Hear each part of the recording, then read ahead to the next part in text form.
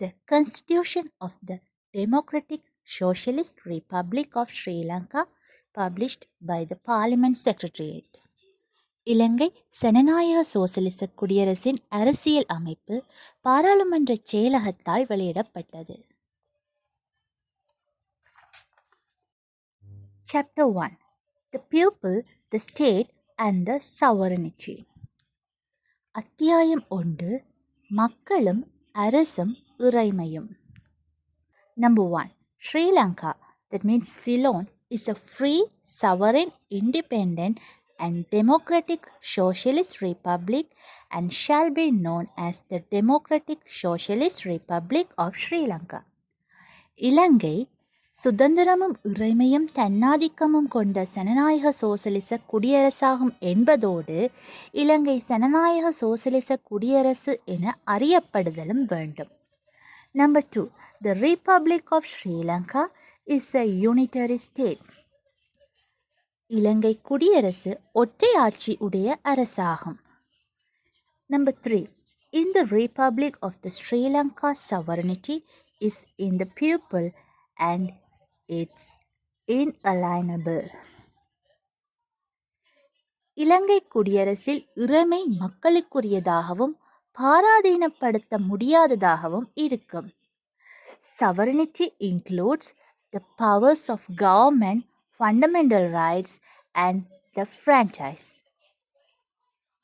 இறைமை என்பது ஆட்சி தத்துவங்கள், அடிப்படை உரிமைகள், வாக்குரிமை ஆகியவற்றை உள்ளடக்கும். Number 4. The sovereignty of the people shall be exercised and enjoyed in the following manner. மக்களின் இறைமை பின்வரும் விதமாக பிரயோகிக்கப்படவும் அனுபவிக்கப்படவும் வேண்டும். A. The legislative power of the people shall be exercised by Parliament consisting of elected representative of the people and by the people at the referendum. மக்களது சட்டமாக்க தத்துவம் மக்களால் தெரிவு செய்யப்பட்ட பிரதிநிதிகளை கொண்ட பாராளுமன்றத்தினாலும் மக்கள் தீர்ப்பொன்றின் போது மக்களாலும் பிரயோகிக்கப்படுதல் வேண்டும். The executive power of the people, including the defense of Sri Lanka, shall be exercised by the President of the Republic elected by the people. இலங்கையின் பாதுகாப்பு உள்ளிட்ட மக்களது ஆட்சித்துறை தத்துவம் மக்களால் தெரிவு செய்யப்படும் குடியரசு ஜனாதிபதியினால் பிரயோகிக்கப்படுதல் வேண்டும். The judicial power of the people shall be exercised by the Parliament through courts, tribunals and institutions created and established or recognized by the Constitution or created and established by law, except in regard to matters relating to the privileges, immunities and powers of Parliament and of its members, wherein the judicial power of the people may be exercised directly by the Parliament according to law. மக்களது நீதிமுறை தத்துவமானது பாராளுமன்றத்தினதும் அதன் உறுப்பினர்களினதும் சிறப்புரிமைகள், விடுபாட்டுரிமைகள், தத்துவங்கள் என்பன பற்றிய கருமங்களின் விடயத்தில் தவிர அரசியலமைப்பினால் உருவாக்கப்பட்டு ஸ்தாபிக்கப்பட்ட அல்லது அரசியலமைப்பினால் அங்கீகரிக்கப்பட்ட அல்லது சட்டத்தினால் உருவாக்கப்பட்டு ஸ்தாபிக்கப்பட்ட நீதிமன்றங்கள், நியாய சபைகள், நிறுவனங்கள் ஆகியன மூலம் பாராளுமன்றத்தினால் பிரயோகிக்கப்படுதல் வேண்டும். பாராளுமன்றத்தினதும் அதன் உறுப்பினர்களினதும் சிறப்புரிமைகள், விடுபாட்டுரிமைகள், தத்துவங்கள் என்பன பற்றிய கருமங்களின் மக்களது நீதிமுறை தத்துவமானது பாராளுமன்றத்தினால் சட்டத்துக்கிணங்க நேரடியாக பிரயோகிக்கப்படலாம். The fundamental rights which are by the Constitution declared and recognized shall be respected, secured and advanced by all the organs of the government and shall not be abridged, restricted or denied, save in the manner and to the extent hereinafter provided. அரசியல் அமைப்பினால் வெளிப்படுத்தப்பட்டு ஏற்றுக்கொள்ளப்படுகின்ற அடிப்படை உரிமைகள் அரசாங்கத்தின் எல்லா உறுப்புகளினாலும் போற்றப்படவும் பேணப்படவும் ஏற்றமளிக்கப்படவும் வேண்டும் என்பதோடு அவை இதனகத்து பின்னர் ஏற்பாடு செய்யப்பட்டுள்ள அத்தகைய முறையைத் தவிரவும் அத்தகைய அளவுக்கு தவிரவும் சுருக்கப்படுதலோ மட்டுப்படுத்தப்படுதலோ மறுக்கப்படுதலோ ஆகாது.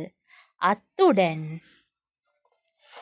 the franchise shall be exercisable at the election of the President of the Republic and of the members of the Parliament at every referendum by every citizen who has attained the age of 18 years and who being qualified to be an elector as hereinafter provided has his name entered in the register of electors.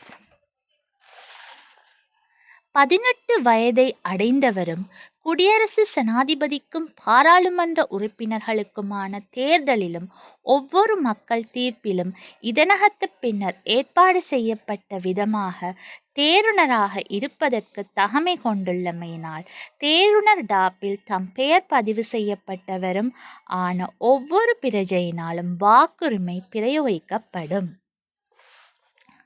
The territory of the Republic of Sri Lanka shall consist of the 25 administrative districts, the names of which are set out in the first schedule, and its territorial waters, provided that such administrative districts may be subdivided or amalgamated so as to constitute different administrative districts as Parliament may by resolution determine.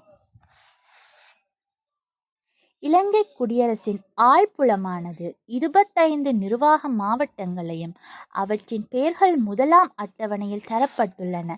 அதன் ஆள்புல நீர்ப்பரப்புகளையும் கொண்டிருக்கும். ஆயின் பாராளுமன்றம் தீர்மானத்தினால் தீர்மானிக்கக்கூடியவாறாக வெவ்வேறான நிர்வாக மாவட்டங்களை அமைக்கும் வகையில் அத்தகைய நிர்வாக மாவட்டங்கள் உட்பிரிவாகப்படலாம் அல்லது ஒன்றிணைக்கப்படலாம். Number 6. The national flag of the Republic of Sri Lanka shall be the lion flag depicted in the second schedule. இலங்கை குடியரசின் தேசிய கொடி இரண்டாம் அட்டவணையில் குறித்து வரையப்பட்டிருக்கும் சிங்க கொடியாக இருத்தல் வேண்டும். The national anthem of Republic of Sri Lanka shall be Sri Lanka Mata, the words and the music of which are set out in the third schedule. இலங்கை குடியரசின் தேசிய கீதம் ஸ்ரீலங்கா தாயே என்பதாக இருத்தல் வேண்டும். அதன் சொற்களும் இசையமைப்பும் 3ஆம் அட்டவணையில் தரப்பட்டவாறாக இருத்தல் வேண்டும். The national day of the Republic of Sri Lanka shall be the 4th day of February. இலங்கை குடியரசின் தேசிய தினம் பிப்ரவரி 4ஆம் நாளாக இருத்தல் வேண்டும்.